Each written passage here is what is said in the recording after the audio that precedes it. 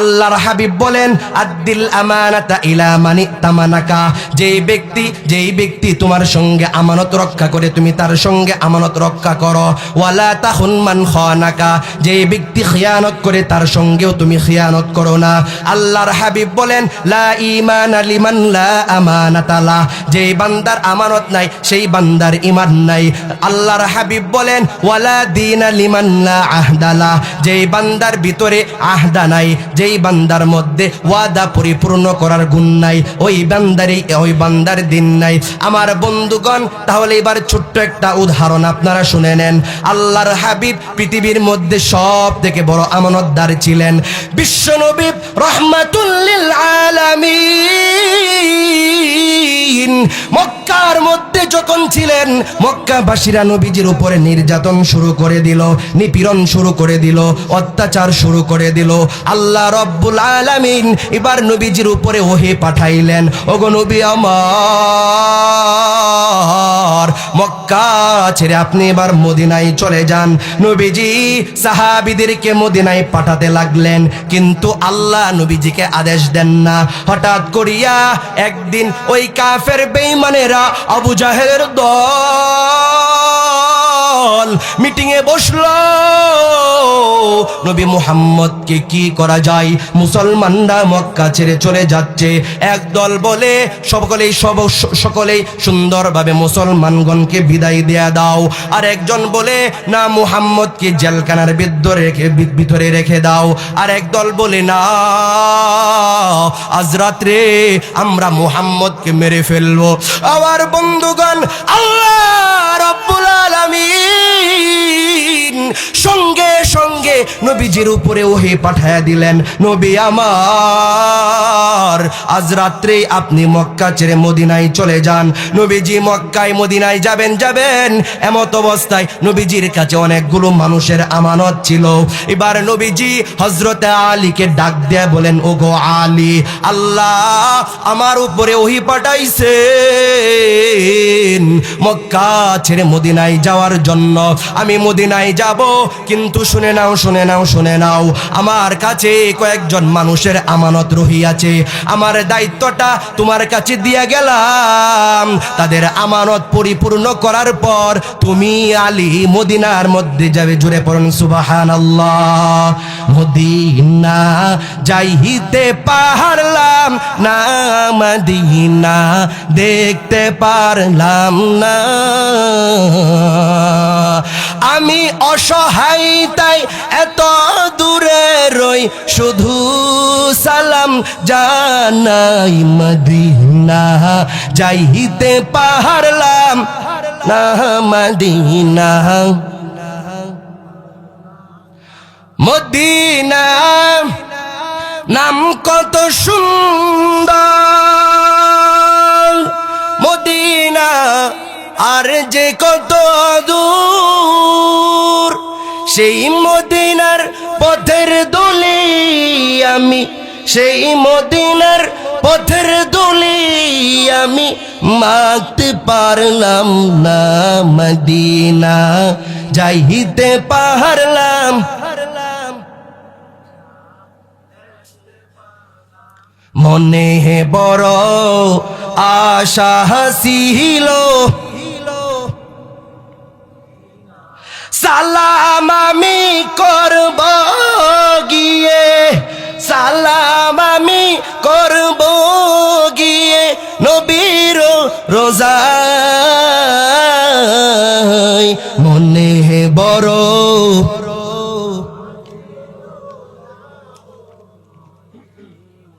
আরব সাগর পারি দিব, সঙ্গে নাই যে মোর তরি, পাখি নয় তো উড়ে যাব ডানাত বর করি। আমার আশায় আছে সম্বল নাই, আশায় আছে কি করি উপায়, মনে বড় ইয়াসিন ওয়াল কুরআনিল حكيم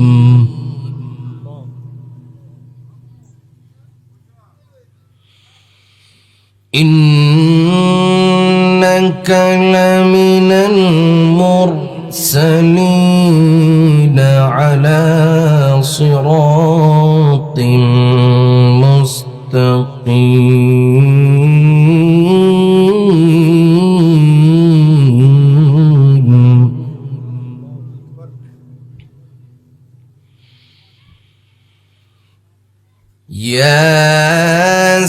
ياسين والقرآن الحكيم إنك لمن المرسلين على صراط مستقيم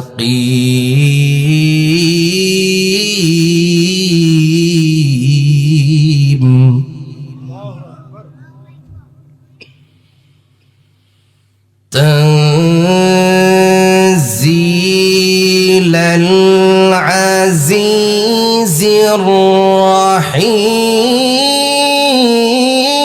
الرحيم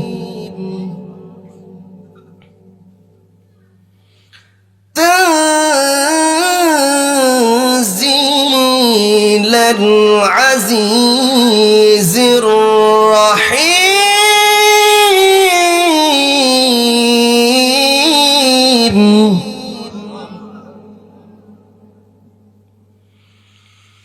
لتنذر قوما ما أنذر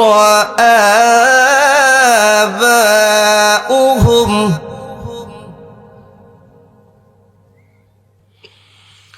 قوما ما أنذر آباؤهم فهم غافلون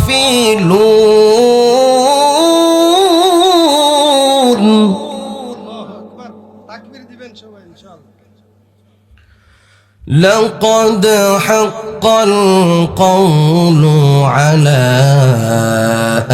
أكثرهم فهم لا يؤمنون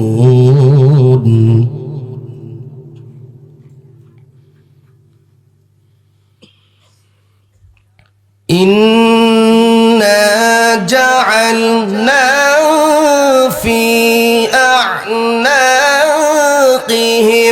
أغلالا فهي إلى الأذقان فهم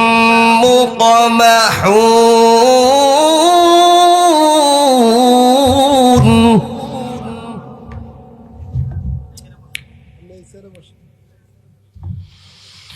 إنا جعلنا في أعناقهم أغلالا فهي إلى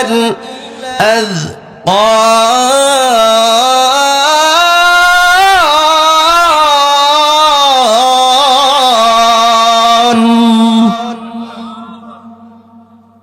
فهي إلى الأذقان فهم مقمحون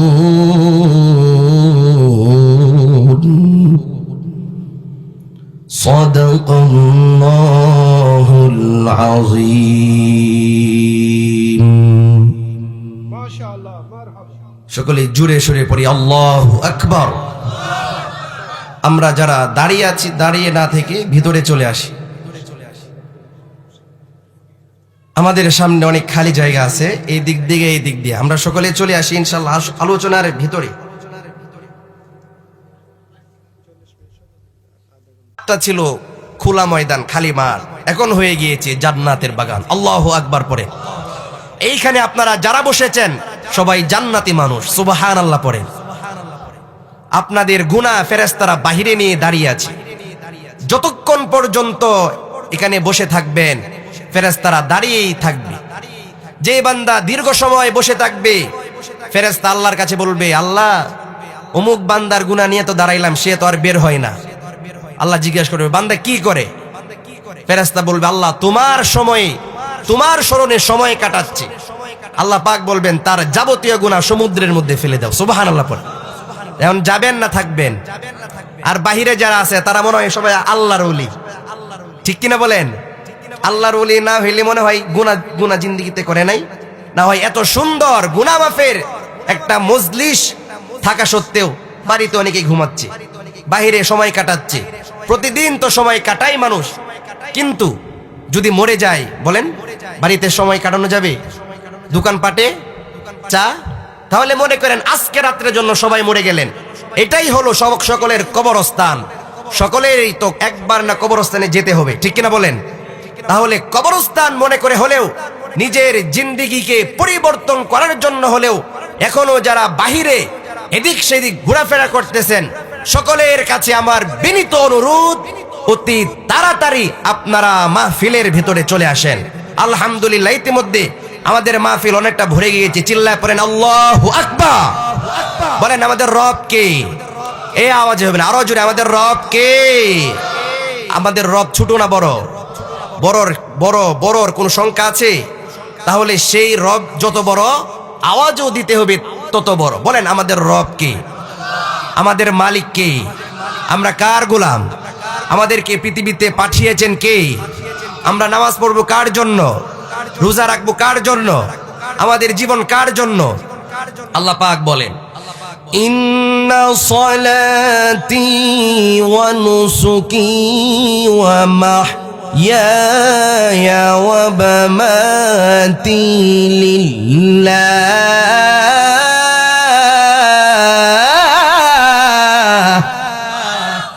আল্লাহ পাক বলেন, নবী আপনি বলে দেন, নিশ্চয় আমার নামাজ, আমার কুরবানি, আমার জীবন, আমার মরণ সবকিছু বিশ্বের প্রতিপালক মহান আল্লাহর জন্য। চিল্লায় পড়েন আল্লাহু আকবার। বলেন আমাদের জীবন কার জন্য? জীবন উৎসর্গ করব কার জন্য? আল্লাহ পাক আমাদের সকলকে রবের তরে কবুল করেন। চিল্লায় পড়েন আমিন। মুহতারাম হাজিরিন, আপনাদের কষ্ট হচ্ছে না তো? ইনশাআল্লাহ সকলেই দোয়া করবেন যেন এমন কিছু কথা আমরা বলতে পারি যেটা আমার জন্য, আপনাদের জন্য, এলাকাবাসী সবার জন্য উপকারে আসে ইনশাআল্লাহ। তাহলে আমি মূল আলোচনায় ঢুকছি। আগে বুঝেন একটু ভালো করে। আমরা পৃথিবীতে যারা আসলাম, আমাদের সবার চাহিদা একটাই, সহজে জান্নাতে যাওয়া, ঠিক কিনা বলেন? সেই বিষয় নিয়ে আলোচনা করব। সকলেই মনোযোগ দিয়ে শুনবেন। আমি আপনাদেরকে প্রশ্ন করব, আমার প্রশ্নের উত্তর দিতে হবে। এটা কঠিন কোনো ব্যাপার না, সহজে জান্নাতে যাওয়া কঠিন কোনো ব্যাপার না। আমরা এখানে আজকে যেরকম ভাবে একটা মজলিস করলাম, হাসরের ময়দানেও আল্লাহ একটা মজলিস করবেন। সেই মজলিসে নবীরা থাকবেন আর জান্নাতীরা থাকবেন, স্বয়ং আল্লাহ সামনে বসে থাকবেন। আর আমাদের মধ্য থেকে যারা জান্নাতি হবে তারা সামনে এইভাবে বসে থাকবে। সুবহানাল্লাহ। সেই জায়গায় এমন বিছানা দেওয়া হবে না, এক একটা চেয়ার দেওয়া হবে। এক একটা চেয়ারের এক একটা পায়া এত দামি হবে, তামাম পৃথিবী যদি বিক্রি করে দেওয়া হয়, জান্নাতি বান্দাদেরকে ওই মজলিসে যেই চেয়ার দেওয়া হবে সেই চেয়ারের একটি পায়ার সমান হবে না। আরো জোরে সুবহানাল্লাহ পড়েন। আমার বন্ধুগণ, জান্নাতে আমরা সহজে কিভাবে যাব সেই বিষয় নিয়ে কিছু কথা বলবো। আল্লাহর হাবিব সাল্লাল্লাহু আলাইহি ওয়াসাল্লাম হাদিসে বলেন, ইদমানু লি সিত্তাম মিন আনফুসিকুম আদমান লাকুমুল জান্নাহ। আল্লাহর হাবিব বলেন, আমার উম্মতের মধ্য থেকে যে সমস্ত উম্মতেরা আমার জন্য 6টা জিনিসের দায়িত্ব নিবে। বলেন কয়টা জিনিস? সবাই হাতটা উপরে তুলেন, বলেন কয়টা জিনিস? 6টা জিনিসের দায়িত্ব আমার উম্মতের মধ্য থেকে যেই বান্দা নিবে, আমি আল্লাহর হাবিব ওই বান্দাকে জান্নাতে পৌঁছানোর জন্য দায়িত্ব নিয়ে নিব। মুসলমান ভাইরে আমার, বন্ধুরে আমার, ছয়টা জিনিসের মধ্য থেকে এক নাম্বার জিনিস আল্লাহর হাবিব বলেন উসদুকু ইযা হাদ্দাসতুম। উম্মতের দলেরা যখন তোমরা কথা বলবা, যখন তোমরা পরস্পরে আলোচনা করবা, যখন তোমরা পরস্পরে আলাপচারিতা করবা, তখন তোমরা সত্য কথা বলবা। আল্লাহ পাক বলেন ইয়া আইয়ুহাল্লাযীনা আমানুত্তাকুল্লাহা ওয়া কুলু কাওলান সাদীদা। আল্লাহ পাক বলেন হে ঈমানদারগণ, তোমরা আল্লাহকে ভয় করো এবং সত্য কথা বলো। আল্লাহর হাবিব বলেন ইন্নাস সিদকা ইয়াহদি ইলাল বিররি ওয়া ইন্নাল বিররা ইয়াহদি ইলাল জান্নাহ ওয়া ইন্নাল কিযবা ইয়াহদি ইলাল ফুজুর ওয়া ইন্নাল ফুজুরা ইয়াহদি ইলান নার।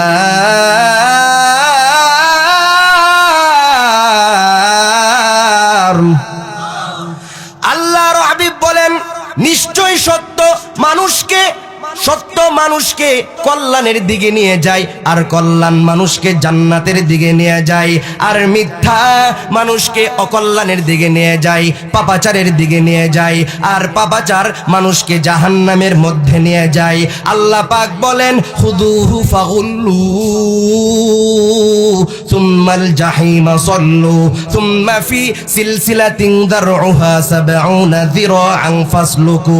আল্লাহ পাক বলেন জাহান্নামীদেরকে পাকড়াও করা হবে, তাদেরকে পাকড়াও করানোর পরে তাদের খুদুহু ফাগুল্লুহু, তাদেরকে পাকড়াও করানোর পরে তাদেরকে শিকল দিয়ে বেঁধে দেওয়া হবে। সুম্মাল জাহিমা সাল্লু, অতঃপর জাহান্নামের মধ্যে নিক্ষেপ করা হবে। আল্লাহ রাব্বুল আলামিন বলেন ইযিল আগলালু ফি আনাকিহিম ওয়াস সালাসিলু ইউসহাবুন। জোরে বলেন আল্লাহু আকবার। আল্লাহ পাক বলেন ইযিল আগলালু ফি আনাকিহিম, জাহান্নামী যারা হবে রে তাদের গলায় বেড়ি পরিয়ে দেওয়া হবে। ফি আনাকিহিম ওয়াস সালাসিল, শিকল পরিয়ে দেওয়া হবে। সুম ফিল হামিম, অতঃপর ফুটন্ত গরম পানির দিকে নিয়ে যাওয়া হবে। ইযিল আগলালু ফি আনাকিহিম ওয়াস সালাসিলু ইউসহাবুন ফিল হাম সুম্মা ফিল হামিম সুম্মা ফিল হামিমি সুম্মা ফিন নারি ইউসজারুন, অতঃপর আগুনের মধ্যে দগ্ধ করে দেওয়া হবে। জাহান্নামের গর্ত কেমন হবে, জাহান্নামটা কেমন গভীর হবে, জাহান্নামের সাপগুলো কেমন বড় বড় হবে। আল্লাহর হাবিব বলেন ইন্না ফিন্নারি হাইয়াতিন কামসালি ইবলিল বুখতি, জাহান্নামের মধ্যে বুখতি নামক উটের মতো বড় বড় সাপ হবে। নাউজুবিল্লাহ পড়েন। বুখতি নামক উট কি ছোট না বড়? উট ছোট না বড় বলেন? অনেক বড়। এমন বুখতি নামক উটের মতো জাহান্নামের সাপগুলো হয়ে যাবে। তালসাউ ইহদাহুন্নাল লাসাতা ফায়াজিদু হামওয়াতাহা ৪০ খরিফান। ওই সাপ যেই জাহান্নামীকে একবার সুকল দিবে, একবার দংশন করবে রে, ওই একবার দংশনের বিষক্রিয়া জাহান্নামী ব্যক্তি ৪০ বছর পর্যন্ত অনুভব করবে। আল্লাহর হাবিব বলেন ওয়া ইন্না ফিন্নারি আকারিবা, জাহান্নামের মধ্যে যেই বিচ্ছুগুলো হবে এক একটা বিচ্ছু খচ্চরের মতো বড় বড় হবে। তালসাউ ইহদাহুন্নাল লাসাতা ফায়াজিদু হামওয়াতাহা ৪০ হারিফান। ওই বিচ্ছু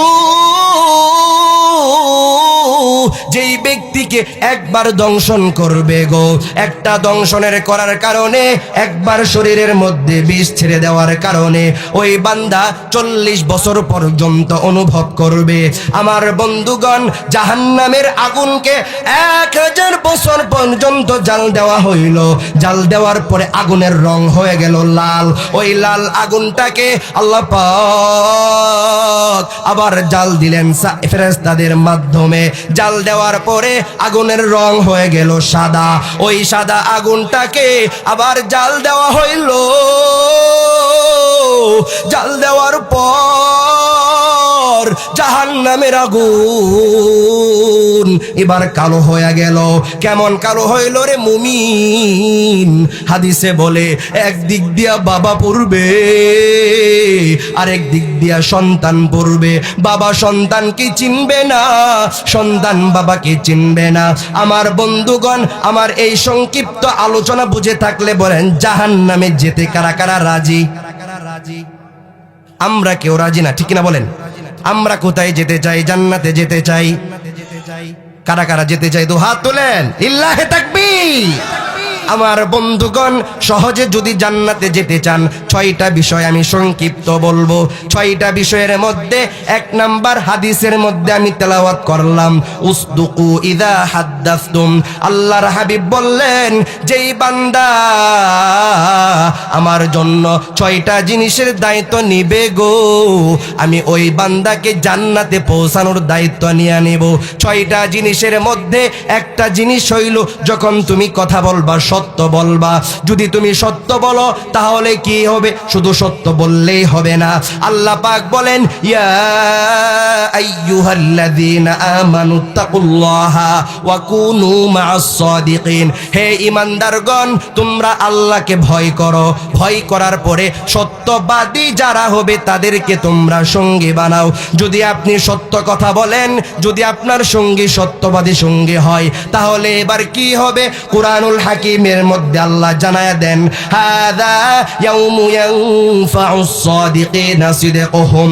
কিয়ামতের ময়দানে যারা সত্য বলবে তাদের সত্যবাদিতা আল্লাহ কিয়ামতের দিন সত্যবাদিতা তাদেরকে উপকার করবে।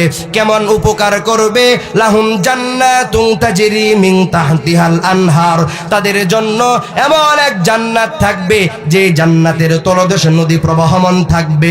খালিদিনা ফিহা, সেই জান্নাতে যারা চিরকাল থাকবে। চিল্লায় পড়েন সুবহানাল্লাহ। আমার বন্ধুগণ, তাহলে বুঝেন, জান্নাতে যেতে হলে, সহজে যেতে হলে 1 নাম্বার গুণ কি? সত্য কথা। কি? আর মিথ্যা কথা বললে জাহান্নাম। মিথ্যা কথা বললে জাহান্নাম। আলোচনা বুঝতেছেন সবাই? 1 নাম্বার বললাম, চলুন এবার 2 নাম্বার। আল্লাহর হাবিব বলেন, ওয়া আউফু ইযা ওয়াআদতুম। ওরে বান্দা, যেই ব্যক্তি সহজে জান্নাতে যেতে চায়, 1 নাম্বার গুণের নাম হইল সত্যবাদিতা। 2 নাম্বার গুণ হইল, বান্দা তুমি যখন কোনো ওয়াদা করবা, ওয়াদা পূরণ করতে হবে। আল্লাহ রব্বুল আলামিন কুরআনুল হাকিমের মধ্যে বলেন, ইয়া আইয়ুহাল্লাযীনা আমানু আউফু বিল উকুদ। হে ঈমানদারগণ, তোমরা উকুদ পরিপূর্ণ করো, তোমরা ওয়াদা পরিপূর্ণ করো। আল্লাহর হাবিব বলেন, লিকুল্লি গাদিরিন লিওয়াউন ইয়াউমাল কিয়ামা ইউরফাউ বিহি কদরি। কিয়ামতের দিন প্রত্যেক ওয়াদা ভঙ্গকারীর জন্য একটা পতাকা থাকবে। সেই পতাকার মাধ্যমে বান্দাকে চেনা যাবে। আল্লাহর হাবিব অপর আরেক হাদিসে বলেন, ইউরফাউ লাহু বিকদরি গদরিহি। কিয়ামতের দিন প্রত্যেক ওয়াদা ভঙ্গকারীর জন্য একটা পতাকা থাকবে। ওই ব্যক্তির বিশ্বাসঘাতকতা অনুযায়ী, ওই ব্যক্তির ওয়াদা ভঙ্গ অনুযায়ী সেটা উপরে উঠবে। যে ব্যক্তি যত বেশি ওয়াদা ভঙ্গ করবে, তার পতাকা তত বেশি উপরে উঠবে। মানুষগুলো ওই পতাকা দেখিয়া দেখিয়া বুঝে ফেলবে এই ব্যক্তি দুনিয়ার মধ্যে ওয়াদা ভঙ্গ করত। হাদিসের শেষাংশে আল্লাহর হাবিব সতর্ক করে বলেন, আলা ওয়ালা আযুমু কদরাম মিন গদরি আমিরি আম্মাতিন। সাবধান,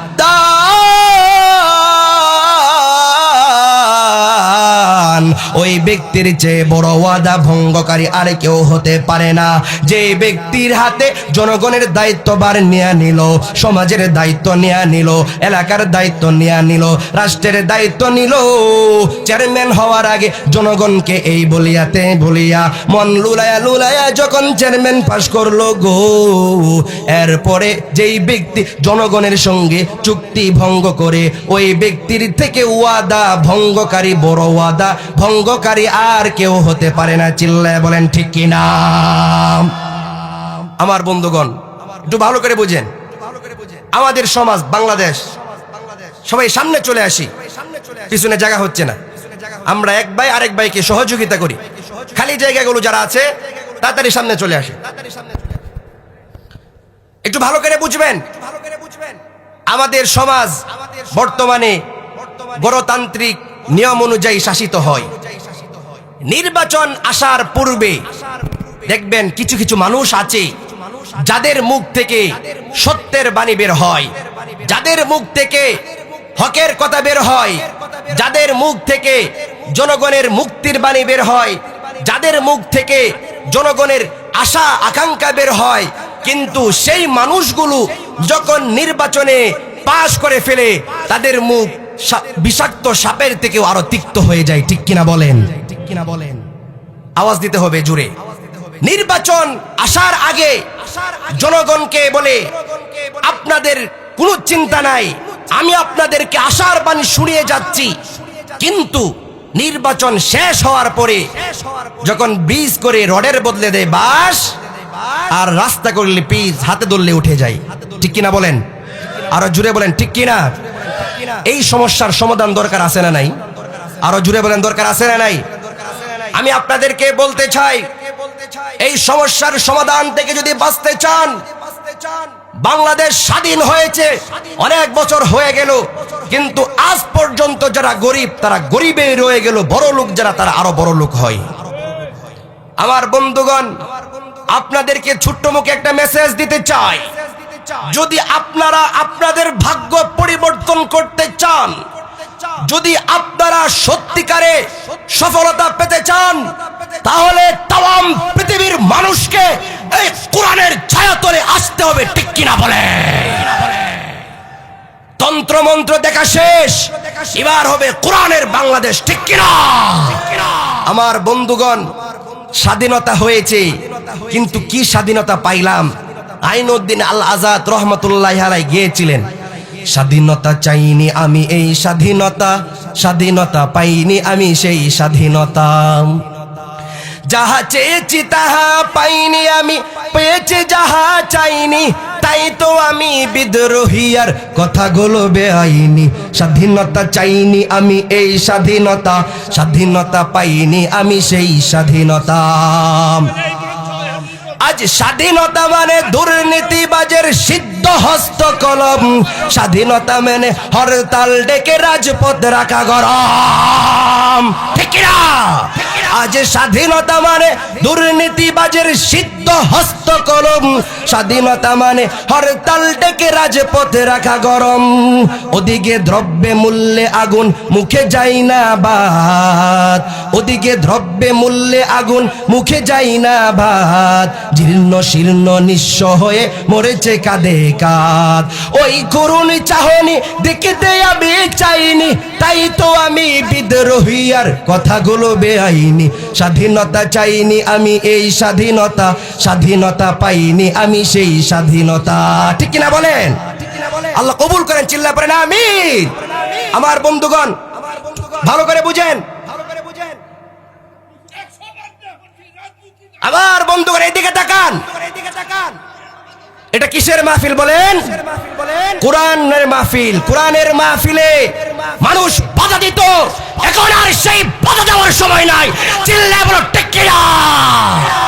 কোরআনের মাহফিল যারা বন্ধ করবে এই বাংলার জমিনে তাদের ঠাঁই হবে না। ঠিক কিনা বলেন? কোন রাজনীতি আলাপ হয়েছে? কোরআন থেকে জান্নাতে যাওয়ার সহজ রাস্তা আপনাদেরকে বলছি। আলোচনা প্রসঙ্গে অনেক কিছু আসতেই পারে, যদি আপনার ভিতরে চুলকানি থাকে, কার্যনি থাকে, চুলকানি তো লাগবে, এটা আমাদের মন খারাপের কোনো কিছু আসে যায়? বলেন গুণ বললাম কয়টা? সহজে জান্নাতে যেতে হলে 1 নাম্বার সত্য কথা বলতে হবে, 2 নাম্বার ওয়াদা পূরণ করতে হবে। ভাই বলেন আমি খারাপ কি বললাম? সত্য বললাম? অবশ্যই। তাহলে এবার শুনেন, আপনাদের কোনো সমস্যা নাই তো ইনশাআল্লাহ? হুজুরদের পক্ষে আছেন তো ইনশাআল্লাহ? কারা কারা আছেন তো? হ্যাঁ, লিল্লাহি তাকবীর, লিল্লাহি তাকবীর।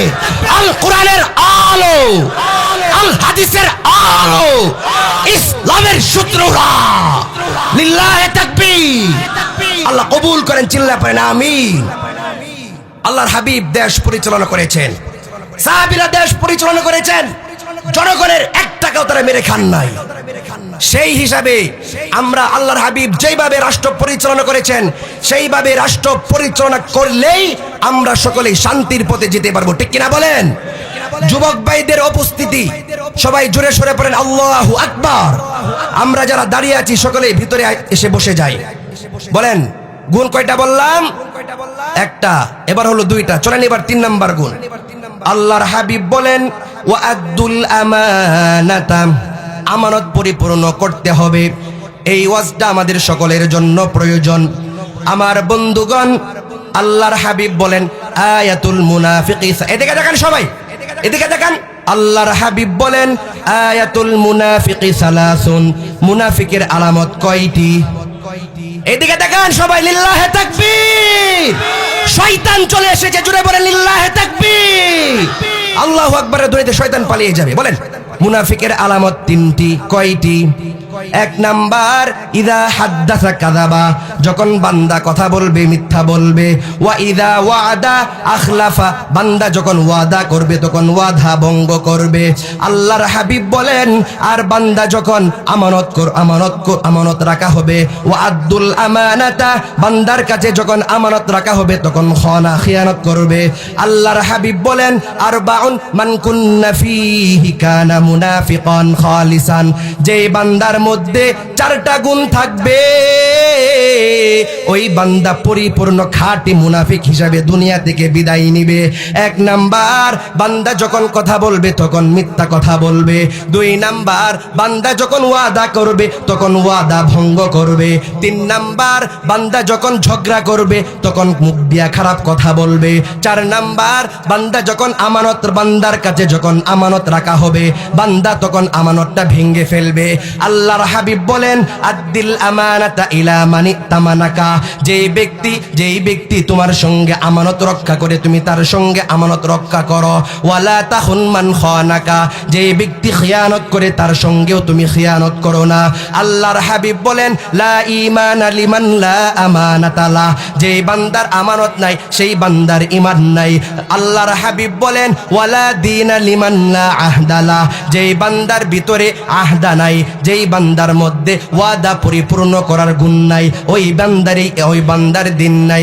আমার বন্ধুগণ, তাহলে এবার ছোট্ট একটা উদাহরণ আপনারা শুনে নেন। আল্লাহর হাবিব পৃথিবীর মধ্যে সব থেকে বড় আমানতদার ছিলেন। বিশ্বনবী রহমাতুল লিল আলামিন মক্কার মধ্যে যখন ছিলেন মক্কাবাসীরা নবীজির উপরে নির্যাতন শুরু করে দিল, নিপীড়ন শুরু করে দিল, অত্যাচার শুরু করে দিল। আল্লাহ রব্বুল আলামিন এবার নবীজির উপরে ওহী পাঠাইলেন, ওগো নবী আমার, মক্কা ছেড়ে আপনি এবার মদিনায় চলে যান। নবীজি সাহাবীদেরকে মদিনায় পাঠাতে লাগলেন, কিন্তু আল্লাহ নবীজিকে আদেশ দেন না। হঠাৎ করিয়া একদিন ওই কাফের বেঈমানেরা আবু জাহেলের দল মিটিং এ বসলো, নবী মুহাম্মদকে কি করা যায়, মুসলমানরা মক্কা ছেড়ে চলে যাচ্ছে। এক দল বলে সকলেই সুন্দরভাবে মুসলমানগণকে বিদায় দেয়া দাও, আর একজন বলে না, মুহাম্মদকে জেলখানার ভিতরে রেখে দাও। আর এক দল বলে না, আজ রাত্রে আমরা মুহাম্মদকে মেরে ফেলবো। আমার বন্ধুগণ, আল্লাহ রাব্বুল আলামিন সঙ্গে সঙ্গে নবীজির উপরে ওহী পাঠায়া দিলেন, নবী আমার, আজ রাত্রে আপনি মক্কা ছেড়ে মদিনায় চলে যান। নবীজি মক্কায় মদিনায় যাবেন, এমত অবস্থায় নবীজির কাছে অনেকগুলো মানুষের আমানত ছিল। এবার নবীজি হযরত আলীকে ডাক দিয়ে বলেন, ওগো আলী, আল্লাহ আমার উপরে ওহী পাঠাইছেন মক্কা ছেড়ে মদিনায় যাওয়ার জন্য। আমি মদিনায় যাব, কিন্তু শুনে নাও, শুনে নাও, শুনে নাও, আমার কাছে কয়েকজন মানুষের আমানত রহিয়াছে। আমার দায়িত্বটা তোমার কাছে দিয়ে গেলাম। তাদের আমানত পরিপূর্ণ করার পর তুমি আলী মদিনার মধ্যে যাবে। জুড়ে পড়ুন সুবহানাল্লাহ।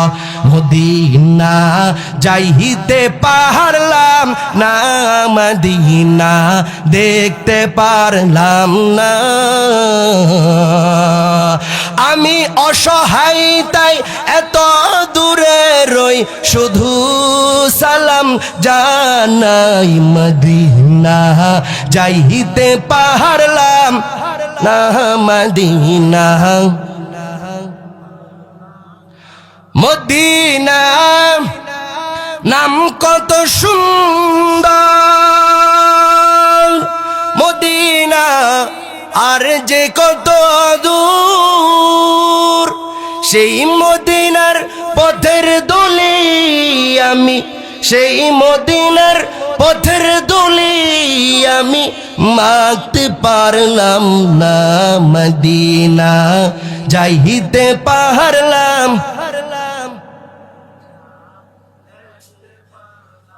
মনে বড় আশা ছিল,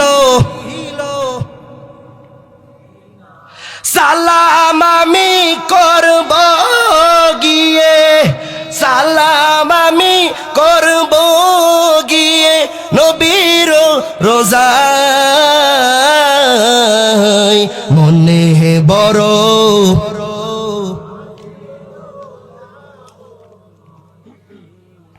আরব সাগর পারি দিব, সঙ্গে নাই যে মোর তরি। পাখি নয় তো উড়ে যাব ডানাত বর করি। আমার আশায় আছে সম্বল নাই, আশায় আছে কি করি উপায়। মনে বড়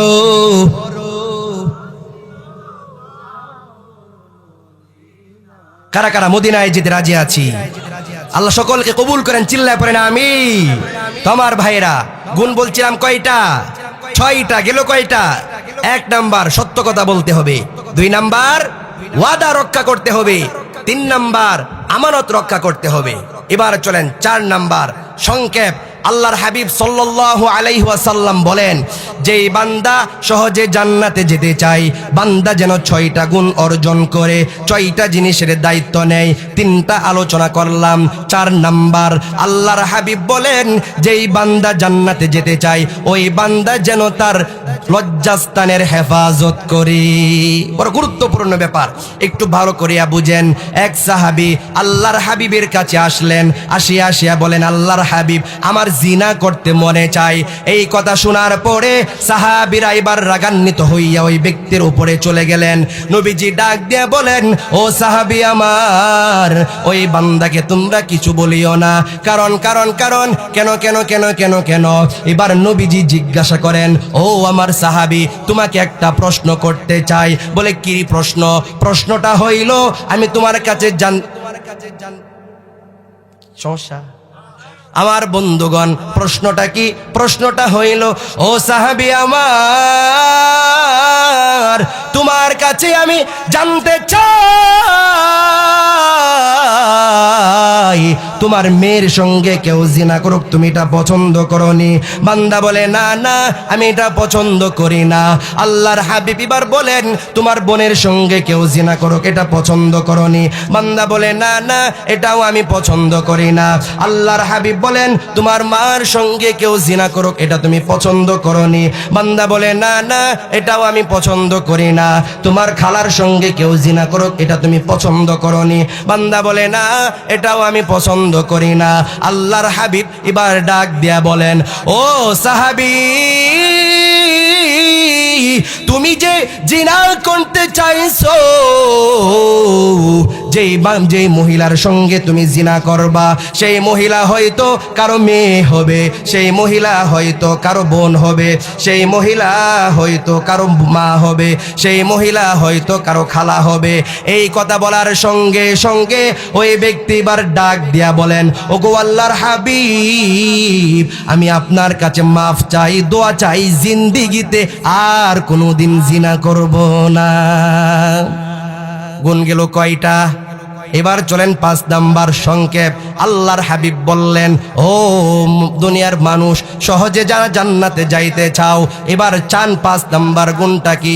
চোখটাকে করলেন যে ওয়াজে মনে হয় আমরা সবাই জাহান্নামী, কারণ মিথ্যা কথা বলে নাই এমন কোনো মানুষ নাই, ওয়াদা ভঙ্গ করে নাই এমন কোনো মানুষ নাই, আমানত ভঙ্গ করে নাই এমন কোনো মানুষ নাই, লজ্জাস্থানের হেফাজত করে নাই কিছু কিছু মানুষ পাওয়া যাবে, চোখের দৃষ্টি নষ্ট করে নাই এমন কোনো মানুষ নাই। 5-6 নাম্বারে যেই গুণটা, সেটা আল্লাহ মাফ করবে না। বান্দার হক খেয়ে থাকলে বান্দার হক দিতে হবে। এই 5টা বিষয়ে যদি আমরা গুনাহ করে থাকি, তাহলে এবার আমি ইতি টেনে আপনাদেরকে আবার একটা সুসংবাদ জানায় দিতে চাই। এক মদকুরকে আল্লাহ রব্বুল আলামিন আল্লাহর ওলি বানায়া দিছিলেন। কেমন কেমন করিয়া? সারা জীবন মদ খাইলো, মায়ের সঙ্গে খারাপ ব্যবহার করিয়া মদের টাকা নিয়ে যায়। একদিন রাস্তার মধ্যে ওই ব্যক্তি যেতেছে মদ খাওয়ার জন্য, এমত অবস্থায় রাস্তার মধ্যে একটা কাগজ পাওয়া যায়। ওই কাগজের মধ্যে 2টা নাম লেখা, একটা নাম হলো আল্লাহর নাম, আর একটা নাম হইল নবীর নাম। আমার বন্ধুগণ, এই আলোচনাটা না বুঝলে পুরো আলোচনাটা কেউ বুঝবেন না। এবারে এইদিকে মনোযোগ দেন। একটা কাগজ পাইলো, কাগজের মধ্যে পাইলো 2টা নাম লেখা, একটা নাম হইল আমার আল্লাহর, আর একটা নাম হইল আমার নবীর। এই 2টা নাম পাইয়া এবার মায়ের কাছে দৌড়াই। মায়ের কাছে আসিয়া বলে, আম্মা, এই কাগজটা আমি মরুভূমির মধ্যে পাইলাম, এই কাগজের মধ্যে আমার আল্লাহর নাম লেখা, এই কাগজের মধ্যে আমার নবীর নাম লেখা, ওই কাগজটা তুমি উপরের কোনো জায়গায় রেখে দাও। সন্তানের কথা শুনিয়া মা এবার কাগজটাকে উপরের দিকে রেখে দিল। উপরের দিকে রেখে দেওয়ার পর এবার মাকে বলে, মা, বিদায় দেও, আমার মদের বারে যেতে হবে, মদ খেতে হবে। এই বলিয়া বান্দা এবার মদ খাওয়ার জন্য মদের বারে চলে গেল। এমন সময়, তখনকার সময়ে যোগ্য আল্লাহর ওলি ছিলেন প্রখ্যাত তাবি হযরতে হাসান বসরি। আল্লাহ রব্বুল আলামিন হযরতে হাসান বসরিকে স্বপ্নে দেখাইলেন, ওরে হাসান, মদের বারে যাও, এমন একটা মদের বারে যাইবা, যায় পাইবা একজন মানুষ, তার নাম হইল বিশর হাফি। ওই ব্যক্তিকে জানায়া দাও, আমি আল্লাহ তার জীবনের সমস্ত গুনাহ খাতা মাফ করে দিয়া তাকে আমি আল্লাহর ওলি বানায়া দিছি। একবার দেখলেন, ভাবলেন স্বপ্নটাও হেতুক, দেখলেন 2বার দেখলেন, ভাবলেন স্বপ্নটাও হেতুক, 3বার দেখলেন, ভাবলেন স্বপ্নটাও হেতুক। 3বারের মাথায় এবার মদের বারে যায় উপস্থিত, যায় বিশর হাফি ওই মদকে খোঁজ করে। বিশর হাফি কোথায়? বিশর হাফিকে পাইলো। এমত অবস্থায় মদ খায়া মাতাল হয়ে যাওয়ার পর হযরতে হাসান বসরি বলেন, ওরে বিশর, আল্লাহ তোমার জীবনের সমস্ত গুনাহ খাতা মাফ করে দিয়েছেন। বিশর হাফি বলেন, কেমনে আল্লাহ আমার সারা জীবনের গুনাহ খাতা মাফ করলেন? আমি তো কোনোদিন নামাজ আদায় করি নাই, আমি তো কোনোদিন রোজা রাখি নাই, আমি তো কোনোদিন কোরআন তেলাওয়াত করি নাই, কোনোদিন তো আমি ভালো কাজ করি নাই, আমি শুধু মদ খাইলাম, জিনা করলাম, বিবিচার করলাম, কিন্তু আল্লাহ আমাকে কেমনে মাফ করলেন? আপনি কি আমার সঙ্গে মজা লন নাকি? এই কথা বলার সঙ্গে সঙ্গে গায়বী আওয়াজ, আল্লাহর পক্ষতে আওয়াজ এসে গেল। আল্লাহ বলেন, বিশর, না রে না, তোমার সঙ্গে মজা করে না, তোমার সঙ্গে মিথ্যা কথা বলে না, আমি আল্লাহর পক্ষ থেকে আওয়াজ। তোমার মনে আসেনি মদ খাওয়ার সময় রাস্তার মধ্যে তুমি একটা কাগজ পাইছিলা, ওই কাগজে 2টা নাম লেখা ছিল, একটা নাম আমি আল্লাহর, আরেকটা নাম আমার নবী। কবির, এই দুইটা নামকে সম্মান করার কারণে আমি আল্লাহ তোমার মতো মদখুরকে আমি আল্লাহর ওলি বানায়া দিলাম। তাহলে এবার বুঝেন, মিথ্যা কথা বলছেন, নৈরাশ হওয়া যাবে না। ওয়াদা ভঙ্গ করছেন, নৈরাশ হওয়া যাবে না। আমানত রক্ষা করেন নাই, নৈরাশ হওয়া যাবে না। লজ্জাস্থানের হেফাজত করেন নাই, নৈরাশ হওয়া যাবে না। চক্ষুকে নিচে রাখেন নাই, নৈরাশ হওয়া যাবে না। সময় পাইলে আরেকটু সুন্দরভাবে বুঝাইতে পারতাম। নৈরাশ না হইয়া আজকের এই মাহফিলকে হেদায়েতের উসিলা বানায়া কারা কারা তওবা করে যেতে রাজি আছি, দুহাত তুলে আল্লাহকে দেখায়। লিল্লাহে তাকবীর। আল্লাহ সকলকে কবুল করেন, চিল্লায় পড়েন আমিন। এখন বলতে পারেন পাস্টার বললেন নৈরাশ হওয়া যাবে না, 6 নাম্বারটা কি দোষ করছি? 6 নাম্বারটা দোষ হলো এই, যদি কোনো বান্দা বান্দার হক খেয়ে থাকে সেটা আল্লাহ মাফ করবে না, বান্দার কাছ থেকে মাফ নিতে হবে। আর বান্দার হক খেয়ে থাকলে বান্দার কাছ থেকে মাফ নেবেন। আর বাকি 5টা গুনাহ যদি কেউ করে থাকেন আল্লাহর কাছে তওবা করবেন, আল্লাহ মাফ করে দিবেন। এরপর থেকে এই 6টা জিনিসের দায়িত্ব কেউ যদি নিতে পারেন, আল্লাহর হাবিবের কথা কোনোদিন মিথ্যা না, এই 6টা জিনিস যেই বান্দা নিজের জবানে নেবে, নিজের দায়িত্বে নেবে, সেই ব্যক্তিকে জান্নাতে পৌঁছানোর দায়িত্ব নেবে একজন, তিনি কে? আল্লাহর হাবিব সাল্লাল্লাহু আলাইহি ওয়াসাল্লাম। হাসরের ময়দানে আমরা সবাই যেন একসাথে জান্নাতে যেতে পারি, চিল্লায় পড়েন আমিন। সুবহান রাব্বিকা রাব্বিল ইজ্জাতি আম্মা ইয়াসিফুন ওয়া সালামুন আলাল মুরসালিন ওয়ালহামদুলিল্লাহি রাব্বিল আলামিন। আপনাদের সম্মুখে কোরআন হাদিস থেকে